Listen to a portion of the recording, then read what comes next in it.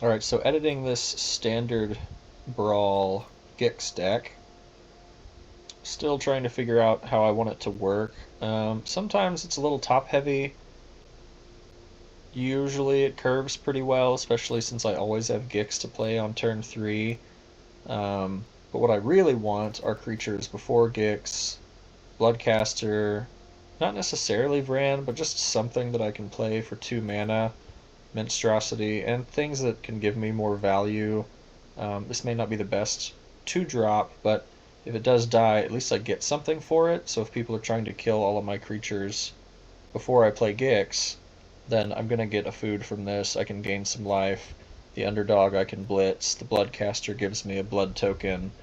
Vran just plays well with the other creatures if I can get it out. Evolved Sleeper is a mana sink that I tend to not really need. Usually I can make it a 2/2. Sometimes it becomes a 3/3. Maybe once or twice I've drawn with it, but usually it's a 1/1. It's a 2/2, and then I play Gix, and then I use it to attack. And then I have Graveyard Trespasser for Graveyard Hate and life gain.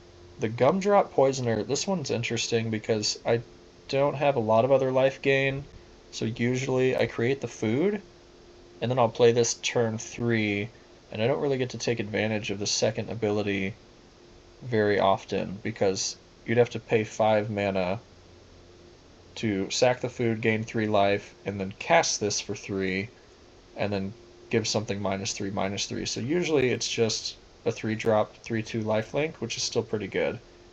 Morbid, kind of like Bran, it works when creatures die. Got some removal, more draw. Not sure about Soul Transfer. It's terrible against Kaya, and I keep getting paired against that deck, and this doesn't do anything. So what I've recently added is Sheoldred's Edict. Uh, Sheoldred's Edict and Invoke Despair both work against Kaya because I can target the player. And I'm pretty sure those are the only two that I've got. Gix's Command, honestly, just because it's flavor.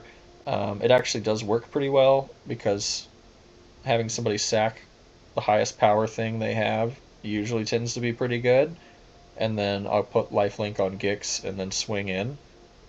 Breach has won me almost every game I've played it. The Broodlord is really nice with Breach, so if I mill it, I get to play the Broodlord and then it tutors for me. Um, and the fact that I can play this and it still tutors for me and it's a 7/6 flyer is good. I almost never convoke for it. It's usually something I find with Breach. And then of course I've just got powerful 4-drops, Obliterator, Sorin, Sheoldred. Um, this is more removal, which I really wanted to have on every turn if I could. So lots of turn 2 removal, Go for the Throat, Infernal Grasp, Sheoldred's Edict now. Meat Hook is not a 2-drop, it's probably at least like 4 or 5 most of the time. But March, I can exile things if I need to. Duress and Dreams are turn 1 removal for me because I can get stuff out of their hands, and then I've got Cut Down. I just added Dockside Chef as a way to draw more. You wouldn't think that a Gix deck would have trouble drawing, but the problem that I'm running into is I don't have a lot of cheaper creatures to play, so if they have a lot of removal, it's difficult for me to keep things on the board and then to attack. So they're either removing my attackers or they're removing Gix, and that's why I'm here looking for other draw cards. Not sold on Corrupted Conviction yet. I'm interested. I don't count this as a draw card because I have to sink 6 mana into it to do that. What I really want is to make it a 2/2 or maybe even a 3/3 Death Touch and swing in and get card draw while Gix is on the battlefield. I'm not playing Lord Skitter's Blessing because if I play this on turn 2, only now do I have 3 1-drop creatures in Ashnod, the Dockside Chef, and the Evolved Sleeper. So I would have to still turn to, let's say I don't have one of these, there's only 3 of them in the deck, I would still have to turn to Harvester or turn to Knight or something like that and then turn 3 Lord Skitter whenever I can just turn 3 Gix, and then swing with what I put out on turn 2, ideally.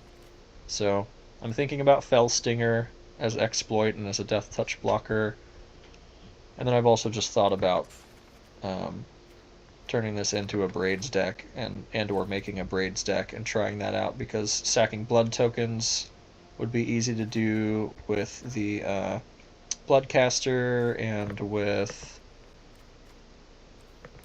the Blood Fountain and other things that are just really cheap 1-drops that can make artifacts and are artifacts. And of course there are just cheap creatures like Ashnod.